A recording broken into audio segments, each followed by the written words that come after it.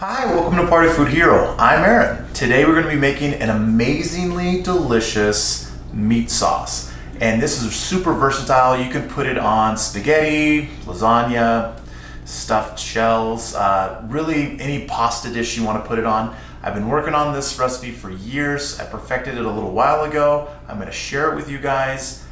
Let's check it out.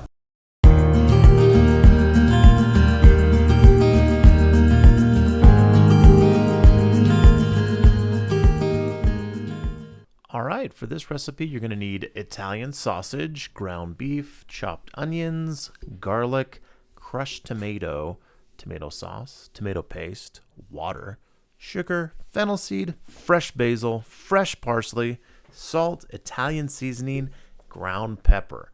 I know it's a lot, but it will make the most fantastic meat sauce you've ever had. I promise. Add your onions to a lightly oiled pan. This pan was way too hot, but I just went with it. I'm actually using a new induction cooker, so bear with me trying to figure this out. But all you're going to want to do is sweat those onions a little bit before you add the rest of the ingredients. You're going to add your salt and give it a good mixing around before you start adding the rest of your ingredients. This helps sweat out the onions as well. Now you're going to add your ground beef and just mix it in really well with the onions and make sure it gets cooked all the way through. I'm using 80-20 ground beef here. 80% lean, 20% not lean.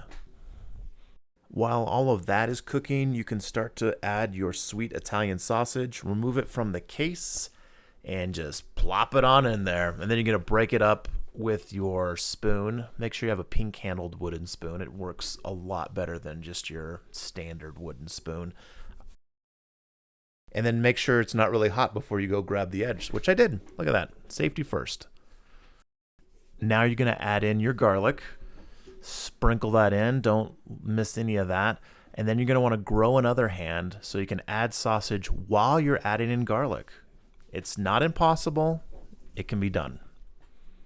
Now that the meat's cooked through well, you can start adding your canned tomato products. I'm going to start here with some tomato sauce. And then we're going to move to other tomato products, such as more tomato sauce. Now you're going to add in your fennel seed, followed by some sugar, followed by some pepper, then add the big old can of crushed tomatoes.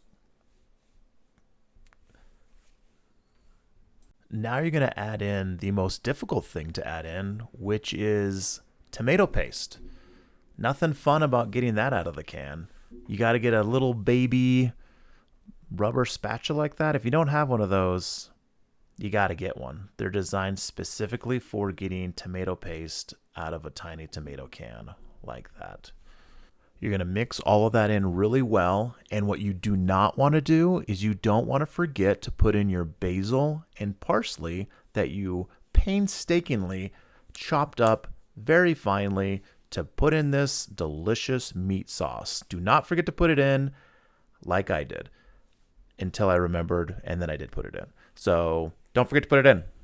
It won't taste good if you don't put it in. Please put it in. Thank you. My name is Aaron, and I approve this message. You're going to want to simmer this on low for about 4 hours is what I normally do. You could do less, but the longer you simmer this, the more concentrated the flavors are going to be. See, look at that. You can see the basil and the parsley. I didn't forget. I just didn't record it. I'm so sorry. Please forgive me. After it's been simmering for a few hours, give it a taste test. Make sure the seasoning is all on point, which it will be if you follow the recipe. See, it turned out delicious. Okay, now for my favorite part of the video. I get to eat the food. Now, what I really like about this recipe is it makes a lot of meat sauce. And so whatever you don't use, you can freeze it, use it later. And it goes with so many different types of pasta dishes that we kind of talked about in the beginning. But I love this with lasagna. It's amazing in lasagna. Another thing you can do as well, if you have really picky kids, weird about textures like my daughter is, we just blend it up really well. Still has the same flavor, but you don't have the chunks of, you know, onion and garlic and other stuff that some kids don't like. So that's a good way to do that. And then she really enjoys just the flavor of it. So here we go.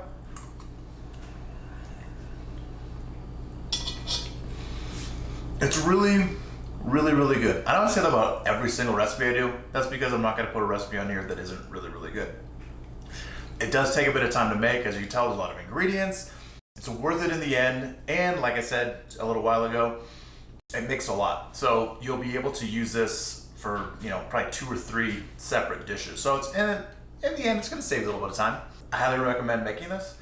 If you like what we're doing on this channel, if you enjoyed this video, please like, hit subscribe, hit the notification bell. If you have any recipes you'd like to see featured on this channel, comment down below. Or if you have any ideas of different things we can do with this recipe, comment down below. Another thing I do as well, if I'm trying to avoid carbs, I make this and I just call this my Italian chili.